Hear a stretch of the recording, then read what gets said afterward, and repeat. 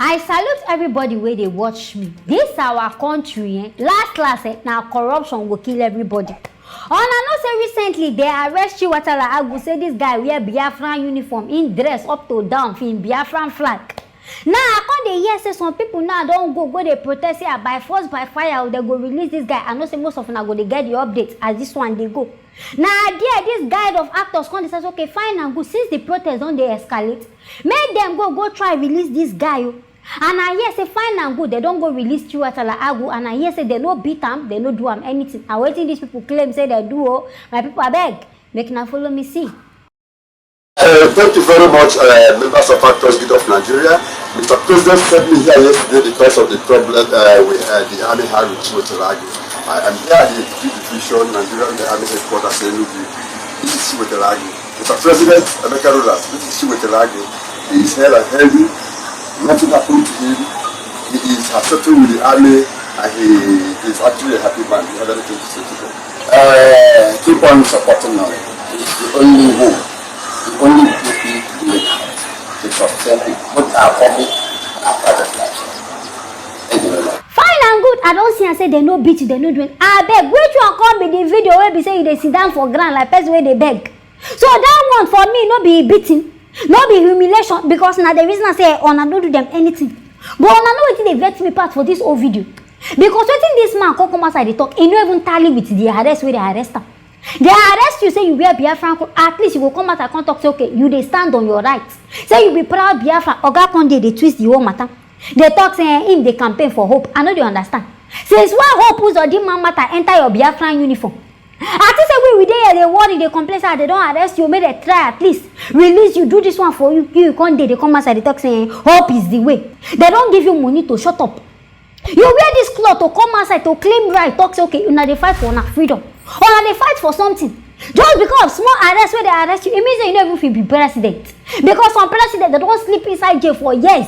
You just one day where they just skip, you never even reach one day. You don't already give up.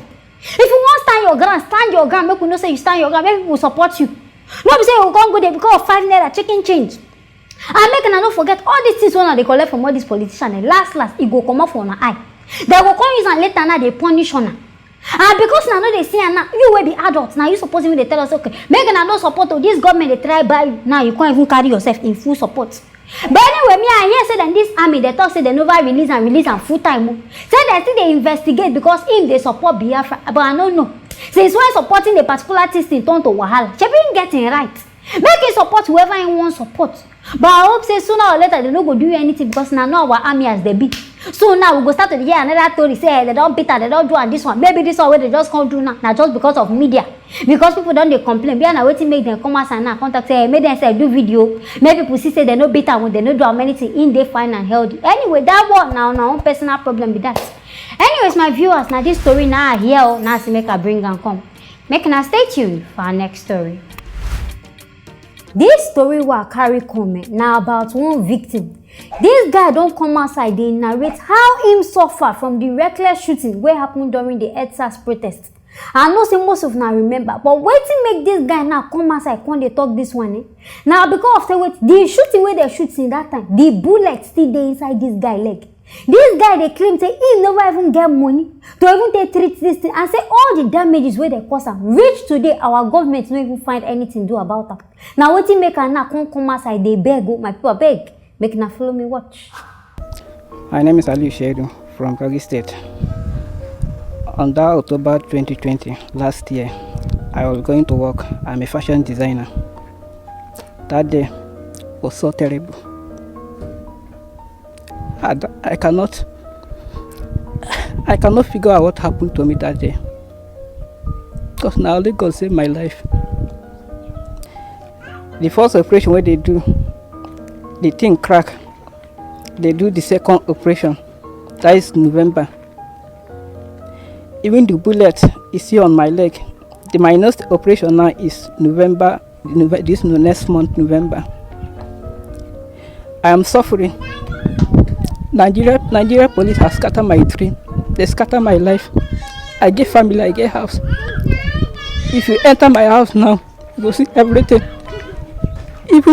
Even fans have to blow my my 2 years pikin, we not even get 5 for her, we not get anything for her. They even carry 300 to go barb my head. I not get. I am suffering. I am in pain. I need help from Nigeria. I need help from Nigeria government, from Nigeria police. Please, I need help. Una don see person dey own jeje trouble still find way come meet am for there because him dey claim say him no even dey among the protesters. Na work na him dey go before these people go dey shoot the gun now come go meet am for there. I don talk am say this Nigerian I no know bear na confusion na in the warriors. So these police and army wan talk say as they shoot they no know people wey they wan shoot to. Why be say bullet now don come go meet person and the guy dey claim say all the money wey him get for this life na him don use take dey pay for his surgeries. And in fact, he even still gets more surgeries to pay for because the bullet, they know they fit comot am. They thought say the thing don't break inside his leg. And I bet una no even feel am say okay, this person dey hurt or he dey injured at least. As una cause these damages, make una even pay una just leave the person, abandon am like that. Say anything won't happen to them, make it happen to them. No, bros, I get something for you. The time when this whole attack happened, this whole NSAS thing happened, why you no come outside? Because then everybody they claim say they no kill anybody. Government self talk say nobody die, nobody. I beg why you no come outside? Come talk say this one knock you for leg when you dey for hospital. All of una dey meet, but anyway, I dey very certain say then on ourselves they fight for our own problem. But in fact, they told me I just reason and say this our Nigeria of a country now just crime center. Maybe just tag them say this country now crime scene because every day so many words. If you don't even forget one, now later another one will come outside. They come. Oh guy, this one way they come outside they beg government. You know reason and say you just they risk yourself again because government go look and say you now you be living evidence. They fit just even go kill you, terminate you. Say make you no come outside when they talk proof of wetin happen. Me I go advise say make you just find who you go beg or you beg people to do GoFundMe for you. Make they help you raise money to take treat yourself because this Buhari way they call upon now he order these people. Say make they go shoot on that day.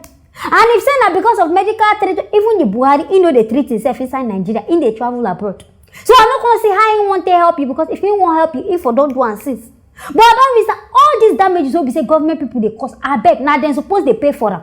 Because government person no go come destroy person life later you will come they waste your own money or suffer. Come they pay for them in which no be even cause yourself the damages. So they supposed put that law say if government do you something, if they even hurt you somehow, make them they pay. Maybe they take the whole thing.